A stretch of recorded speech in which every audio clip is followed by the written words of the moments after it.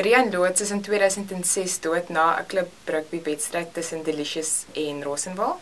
Die hof het destyds bevind dat Ben Zimri vir sy dood verantwoordelik was. Die hof het hom toe skuldig bevind aan strafbare manslag en 5 jaar tronk toegestuur.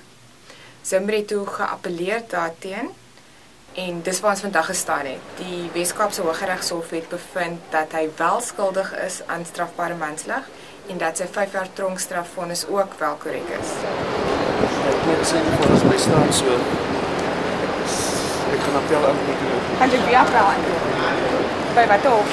Weet jy waar jy Want ek moet dit prepareer op.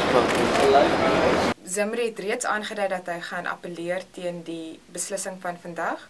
Well, he can know he has to apply for leave to appeal to Bloemfontein. But he must first get permission from this bench. Yeah, and if they don't give permission, then he can petition Bloemfontein.